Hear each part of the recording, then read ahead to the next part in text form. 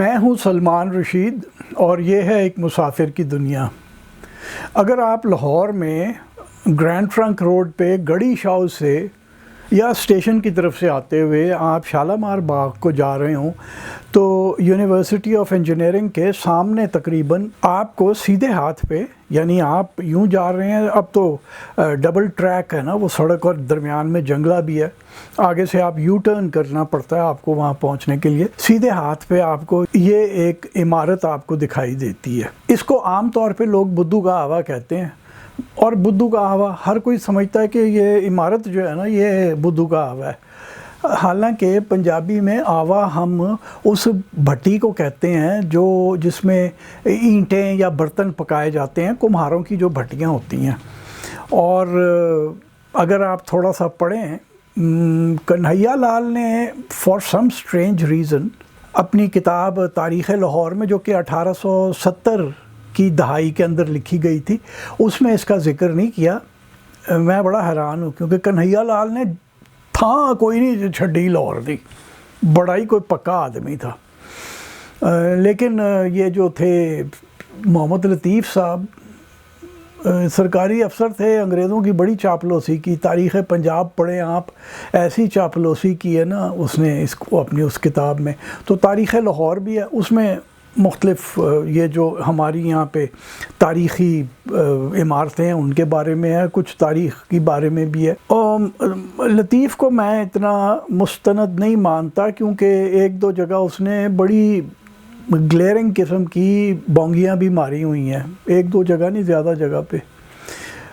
تو لطیف صاحب ہمیں یہ بتاتے ہیں کہ جناب یہ جو بدھو تھا نا، اس کا باپ تھا سدھو، اور وہ بڑا پائے کا وہ تھا کمہار، اور جہانگیر کے دور میں اس کو یہ سرکاری یا شاہی کمہار کا رتبہ دے دیا گیا تھا کہ وہ اینٹیں برتن وغیرہ پکا کے، خاص طور پہ اینٹیں پکا کے جو شاہی عمارتیں بننی ہیں، سرکاری عمارتیں جو بننی ہیں، ان کے لیے اینٹیں دیا کرے، سپلائی کیا کرے۔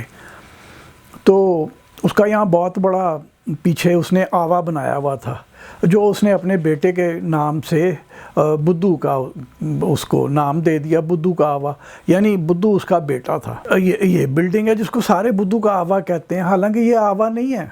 آوا جو تھا وہ پیچھے تھا، اور وہ جو جگہ ہے وہ اب ریلوے ورکشاپ کے اندر آ گئی ہے، دیوار بن گئی ہے، اتھے تسی وڑ نہیں سکتے، فوٹو کھچنا تے مطلب بالکل ہی ناممکن ہے نا۔ اچھا، آوا جہاں بھی ہوتا ہے وہ جگہ ذرا اونچی ہوتی ہے، اگر آپ جتنے بھی آوے دیکھیں تو وہ اس کے ارد گرد کھدائی ہوتی ہے، اور وہ بھٹی جو ہے وہ اونچی جگہ ہوتی ہے کیونکہ اس کو بنا کے اونچا کیا جاتا ہے۔ تو ایک تو یہ عمارت ہے، یہ جو آپ نے دیکھی جسے بدھو کا آوا کہتے ہیں، اور ایک اور بڑی دلچسپ چیز ہے، وہ ابھی میں نے چند دن پہلے نہیں دیکھی، جب بھی میں آخری بار تو کافی سال ہی ہو گئے گئے ہوئے، لیکن وہ یہ چھوٹا سا اوبیلسک ہے، یہ پلریٹ ہے، 80-90 گز مغرب کی طرف ہے، اور اگر آپ اس تصویر میں غور کریں تو آپ کو پیچھے وہ قبر کا گنبد بھی نظر آ رہا ہے۔ اس کے اوپر لکھا ہوا ہے The site of بدھو کا آوا and the house of General Evitabile۔ اب یہ جنرل ایویٹابیل کون تھا؟ یہ بندہ جو تھا یہ فرانس سے آیا تھا،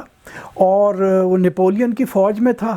وہ جب نیپولین کو انگریزوں نے شکست دے دی اور اس کو ایلبا میں اس کو قید کر دیا، ایلبا کے جزیرے پہ، تو اس کی جو فوج کے جرنیل اور پوری فوج جو تھی وہ تتر بتر ہو گئی۔ جو بڑے لوگ تھے ایویٹابیل جیسے، اور دوسرے بھی تھے بہت سارے، وہ پھرتے گھومتے کرتے کرتے فارس کے رستے آ کے پنجاب پہنچے، اور مہاراجہ رنجیت سنگھ کی فوج میں وہ شامل ہو گئے۔ اور انہوں نے پھر جو مہاراجہ کی فوج ذرا یورپین طرز پہ جو ٹرینڈ تھی وہ انہی لوگوں نے کرائی تھی۔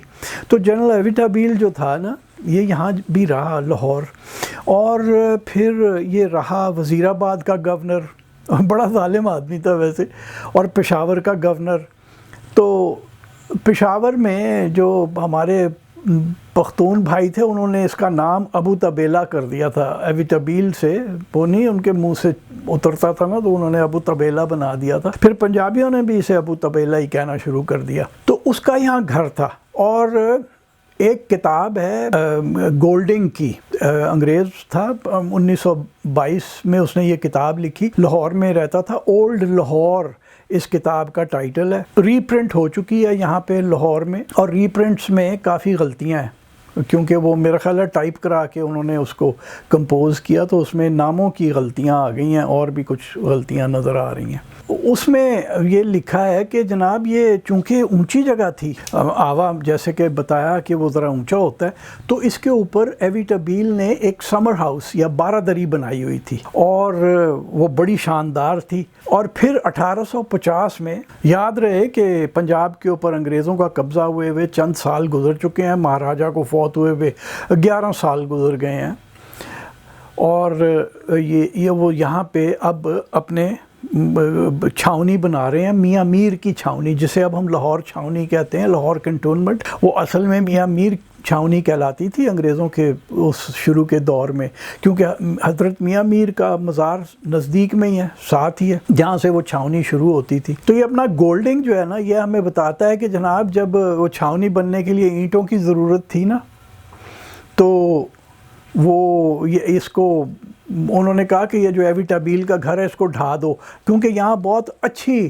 کوالٹی کی اینٹیں موجود تھیں اور بہت ساری تھیں، کیونکہ بقول گولڈنگ کے وہ گھر چونکہ آوے کے اوپر تھا تو بٹرسز دی ہوئی تھیں سائیڈوں پہ، تاکہ وہ جو اس کی دیواریں ہیں وہ باہر کو نہ گر جائیں۔ تو وہ انہوں نے وہ ساری جو عمارت تھی نا وہ ڈھا دی، اور ڈپٹی کمشنر کے آرڈر کے اوپر۔ یعنی صرف یہ جو وینڈلزم ہے یہ عام ہمارے یہاں پہ رواج نہیں ہے کہ خزانے لبن لئی ہر جیڑی عمارت کتے نظر آئے ٹھا دیو، خزانہ لبو تے لبے ٹٹو بھی نہ ہو دے وچوں۔ تو وہ ڈپٹی کمشنر نے یہ وینڈلزم کیا کہ اس نے بلڈنگ گروا دی، وہ اینٹیں وہاں پہ استعمال ہو گئیں۔ یہ تو ہو گئی بعد کی بات، واپس چلتے ہیں بدھو اور اس کے آوے کے اوپر، اور یہ کہ جو یہ عمارت ہے اس کے اندر ہے کون؟ 2 قبریں ہیں، کچھ پتہ نہیں ہے کہ کون دفن ہے، کوئی وہ ان کے اوپر وہ کتبہ نہیں لگا ہوا، ایسی سادہ سی 2 قبریں ہیں، بالکل ٹاپنگ سٹون بھی کوئی نہیں ہے ان کے اوپر۔ لیکن یہ لطیف صاحب کی کتاب سے ہی ہمیں پتہ چلتا ہے کہ جی یا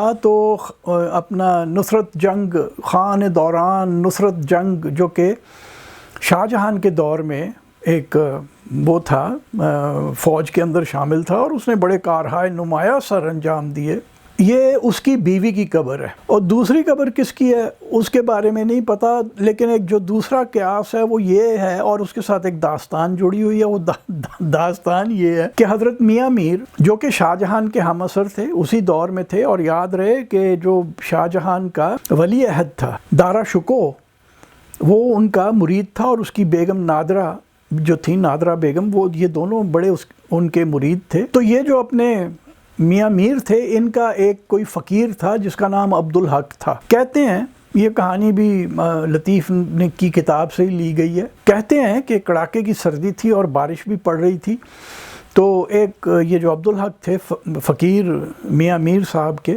یہ یہاں پہ آئے آوے کے اوپر، اور انہوں نے آ کے ان کے جو مزدور تھے بدھو کے، ان کو کہا کہ یار آگوں کو تاپ لین دیو، میں مرن دیاں سردی نال۔ تو انہوں نے دھتکار دیا کہ نکل، چلو کڈو انہوں بابے نو اتھوں۔ انہوں نے دھکے دھکے دے کے باہر نکال دیا، وہ چلا گیا، جاتے انہوں نے کہا لے پھر اے ہن اگ کدی نہیں جبلنی، اور وہی ہوا، وہ ایسا ٹھنڈا ہوا آوا کہ اس کے بعد وہ فیل ہی ہو گیا، وہ نہ چلا۔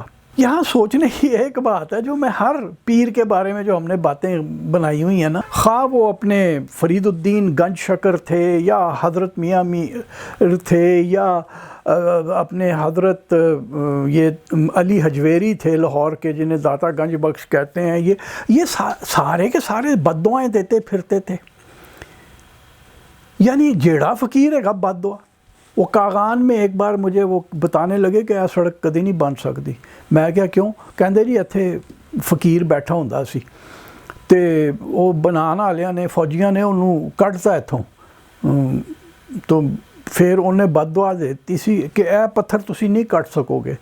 وہ پتھر کوئی ایک اس میں سیم تھی، ویسے تو وہ شاید میٹامورفک ہے، لیکن اس میں ایک اگنیس کی سیم تھی جہاں تک مجھے یاد ہے۔ تو وہ کہ جی یہ کٹ نہیں رہا ان سے، اور وہ بابے کی بد دعا ہے، تو میں کہا یار بابا کہو جہا سی کہ جی بڑا وڈا بزرگ سی. میں کہا تے سڑک دا فائدہ کنوں ہے کہ سانوں ہے. تو میں کہا بابے نو ٹھڈے مارو جڑا کھانا خراب تانوں بد دعا دے گیا کہ تہاڈا فائدہ نہ ہو سکے. یعنی ہم نے ہر ایک نا بابے کو ایک منحوس مکروہ آئٹم بنا کے ہم پیش کرتے ہیں اور پھر اس کی پوجا بھی کرتے ہیں. یعنی ایڈیٹ ہے یہ قوم. یہ مجھے سمجھ نہیں آتی کہ یہ کم عقلی کب نکلے گی کہ بابے شابے فقیر بد دعائیں نہیں دیتے. یہ داستان ہر بابے کی ہم نے داستان ایسی بنائی ہوئی ہے.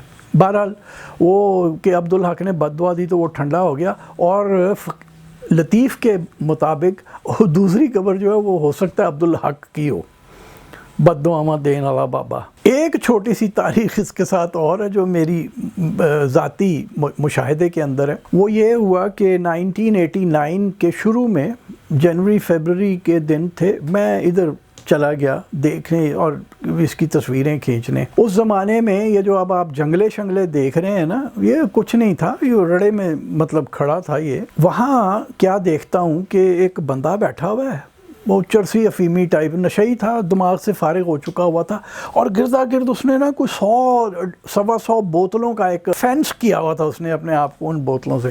ہر بوتل کے اندر ایک ہلکے پیلے رنگ کا کچھ پانی تھا، اور تو کوئی نہیں تھا وہاں.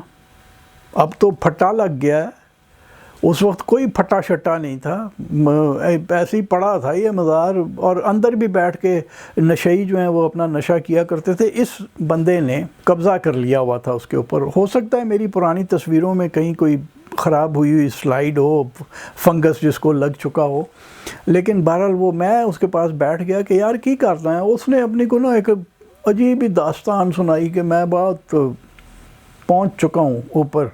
میں کہ بوتلیں کی ہے، کہندا ہے میرے بدن دا پانی ہے.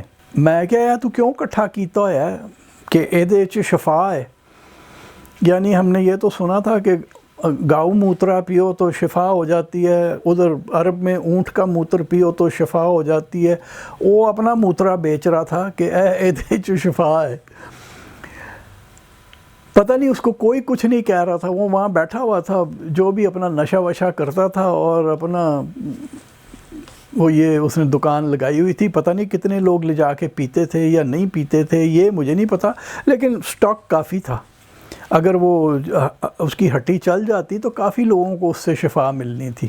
قصہ مختصر کہ یہ قبر ہے، یہ آوا نہیں ہے، آوا پیچھے تھا جو کہ اب ریلوے کی ورک شاپ کے اندر آ گیا ہے، اور اس کے اردا گرد بہت لمبی چوڑی دیوار بن چکی ہے. اندر نہیں آپ جا سکتے، سیکرٹ ہے. اور وہ جو اونچائی تھی، وہ جو ہائٹ تھی جس کے اوپر ایوی ٹبیل کا گھر تھا، وہ بھی ڈھاک دی گئی ہے، وہ گرا کے لیول کر دی گئی ہے. کیونکہ وہاں بقول گولڈنگ کے اولڈ لاہور والا گولڈنگ جو ہے اس کے مطابق یہ ہے نا کہ ever increasing need of the railways. تو جیسے جیسے ضرورتیں بڑھتی گئیں انہوں نے وہ سارا برابر کر دیا، اور اب وہاں کوئی اونچائی نہیں ہے. اچھا، جہاں تک تعلق اس چھوٹی سی آبیلسک کا ہے، یہ کوئی زیادہ اونچی نہیں ہے، ایسے کوئی 3-4 فٹ ہی اونچی ہے. یہ مجھے اس کا ہمیشہ خطرہ رہتا ہے کہ یہ ڈھا دی جائے گی. میں نے اب جیسا کہ کہا کہ کچھ سال سے تو میں نے دیکھی نہیں ہے، لیکن یہ آپ دیکھ لیجئے کہ اب وہ ایک چھوٹے سے سٹمپ کے اوپر، جسے انگریزی میں کہتے ہیں نا پریکیریسلی پرچڈ، وہ وہاں بس ٹکی ہوئی ہے. مجھے شک ہے کہ کسی نے کسی دن جان بوجھ کے یا غلطی سے اس میں موٹر لا کے مارنی ہے کار اپنی، کیونکہ پیچھے ورک شاپس ہیں، یا پھٹ پھٹی مارنی ہے اور یہ گرا دی جائے گی. کیونکہ لوگوں نے کہنا ہے یار کی ہے وچ کھڑا ہے ٹلو جیا، اینو کڈو اتھوں. وہ یہ ہمارا رویہ ہے، انشاءاللہ یہی ہے خدا کے فضل سے. تو یہ گرا دیا جائے گا اور لوگ بھول جائیں گے کہ کبھی یہاں جنرل ایوی ٹبیل بھی رہتا ہے. اگر میرے سامنے کسی نے یہ کیا تو میں کسی کو کیا کہہ سکتا ہوں، لیکن میں کوشش یہ کروں گا کہ وہ جو پلیٹ ہے، یہ جو سفید رنگ کی یہ جو پلیٹ ہے، یہ میں چوری کر کے لے آؤں. کیونکہ مجھے بڑا ہی افسوس اور دکھ ہے بلکہ کہ سندر داس روڈ اور ڈیوس روڈ کے نکر پہ اگر آپ شملہ پہاڑی سے مال کی طرف آ رہے ہوتے تھے تو وہ جو کراسنگ بنتی تھی سندر داس اور ڈیوس روڈ کی، اس کے سیدھے ہاتھ ایک مسجد ہوتی تھی پرانی، بچپن سے ہم دیکھ رہے تھے، 50s میں تھی وہاں پہ.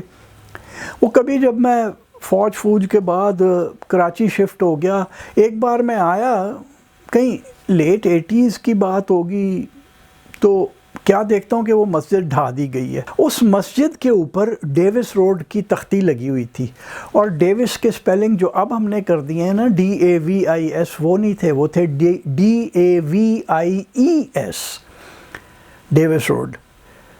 وہ تختی جب مسجد ڈھائی تو جاہل تو ہم ہیں ہی، وہ تختی جو کہ سرکاری ہوا کرتی تھیں، نیلے رنگ کی، اور جس پہ سفید لیٹرنگ ہوتی تھی اور وہ تام چینی چڑھی ہوئی ہوتی تھی. آپ نے اگر پرانی تختیاں دیکھی ہوں تو وہ تام چینی کی ہوتی تھیں، وہ لیٹرنگ جو ہوتی تھی اس میں دبی ہوئی ہوتی تھی اندر سفید رنگ کی. تو وہ جو ڈیوس روڈ والی تختی غائب ہو گئی، تو اسی طرح یہ بھی ایک دن انہوں نے غائب کر دینا ہے، اور پھر تاریخ کا ایک چھوٹا سا حصہ جو ہے نا وہ گم ہو جائے گا. لیکن یہ یاد رہے کہ یہ جو آپ عمارت دیکھ رہے ہیں نا، یہ آبا نہیں ہے، یہ کسی دو لوگوں کی قبر ہے.